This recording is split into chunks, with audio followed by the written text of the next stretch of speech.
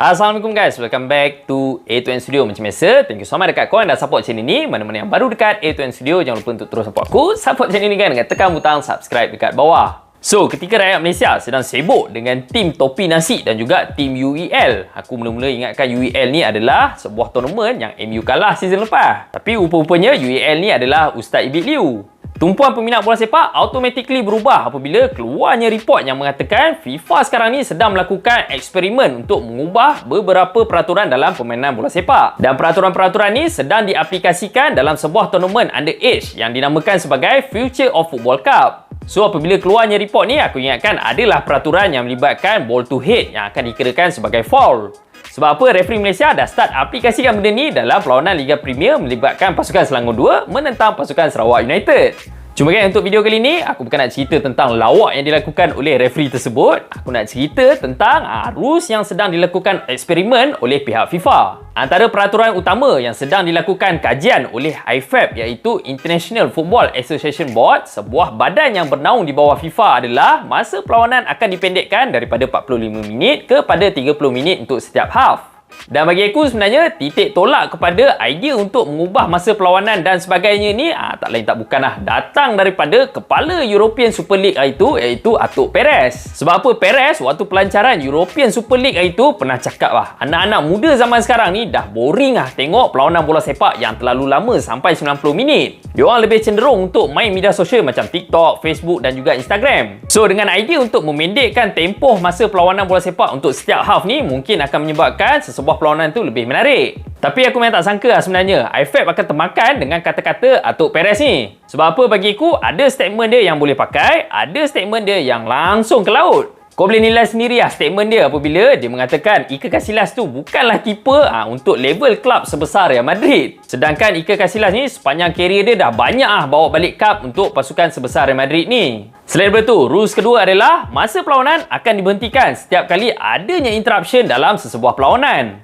Maksudnya dekat sini, setiap kali bola out, setiap kali free kick ataupun ada player injured atas padang, masa perlawanan akan diberhentikan sampailah sepak mula dilakukan. Dan bagi aku, rules ni berkait dengan rules pertama tadi yang mana masa perlawanan dipendekkan sehingga 30 minit. Sebab apa? Untuk dapatkan match dengan high intensity dan juga high quality, kau perlu memendekkan masa perlawanan dan mengelakkan player-player ni melengah-lengahkan masa perlawanan. So, kalau kata dia orang nak aplikasikan peraturan kedua ni dengan tempoh masa macam sebelum ni iaitu 45 minit perlawanan, mungkin sesuatu match tu akan makan masa sehingga 2 jam. Dan rules ni sebenarnya dah lama sangat dibincangkan. Sebab apa? Pasukan-pasukan yang bertanding banyak kali komplain tim-tim yang sedang leading dalam sesebuah perlawanan lebih cenderung untuk melengah-lengahkan perlawanan supaya dia orang dapat hold the lead yang dia orang ada. So, dengan adanya rules terbaru ni, player-player di masa akan datang tak boleh rebahkan badan di hujung-hujung perlawanan dengan niat untuk melengahkan perlawanan.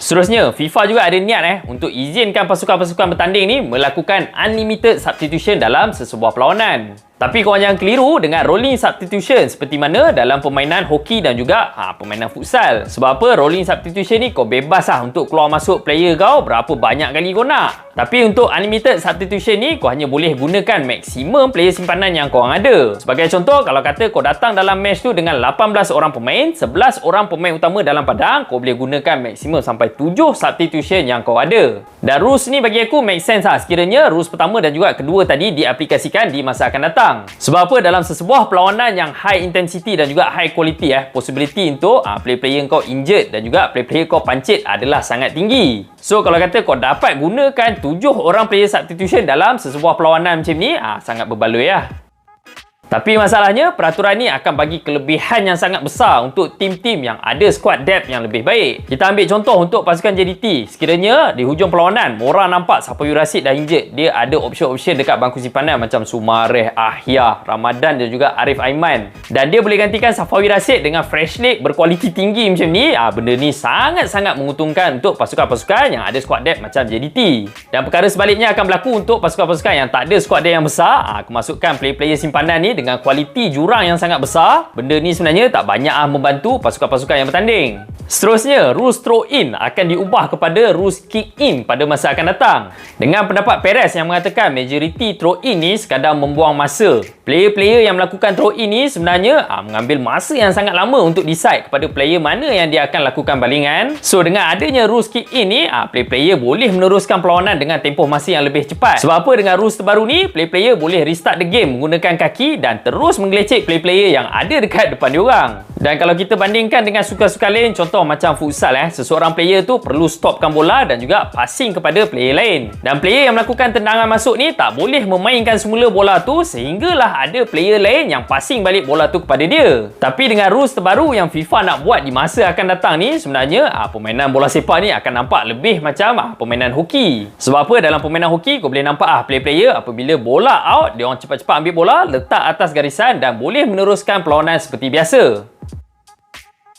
Seterusnya, peraturan terakhir yang akan diperkenalkan oleh FIFA pada masa akan datang adalah sin bin dalam bola sepak. Sin bin ataupun sebuah kawasan atau lebih tepat lagi kerusi yang diletakkan untuk seseorang player ni menjalani tempoh pengantungan sekiranya dia dikenakan kad kuning. Dan tempoh masa yang ditetapkan oleh FIFA adalah selama 5 minit. Dan peraturan ni sebenarnya dah diaplikasikan pun dalam permainan-permainan macam rugby dan juga permainan hoki. So kalau kata dalam match rugby sebelum ni kita nampak player-player apabila dilayangkan kad kuning, dia orang terpaksa duduk dekat sebuah kerusi selama 5 minit. Macam tu jugalah akan dilakukan dalam permainan bola sepak pada masa akan datang. Dan antara sebab kenapa FIFA nak sangat peraturan sin bin ni di masa akan datang adalah untuk kontrol behavior player-player bola sepak di masa akan datang.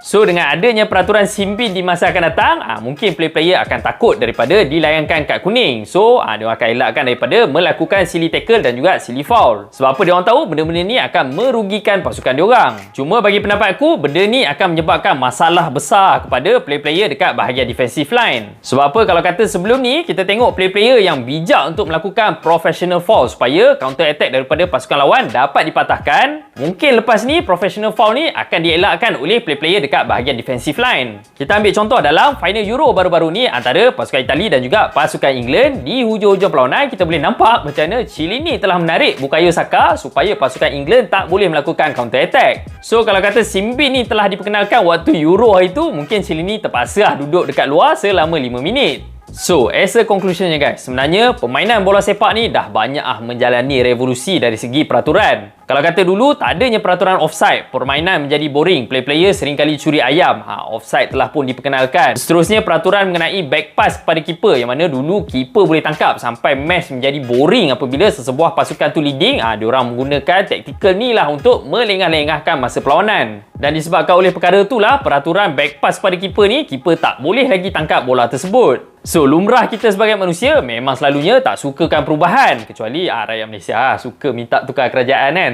Cuma bagi aku, dengan adanya perubahan dari segi peraturan, benda ni mungkin akan bawa dimensi baru daripada taktikal-taktikal yang akan dirancang oleh pengurus-pengurus bola sepak. Dan mungkin hajat Atuk Perez untuk lihat high quality with high intensity match akan tercapai dengan adanya peraturan-peraturan ni di masa akan datang.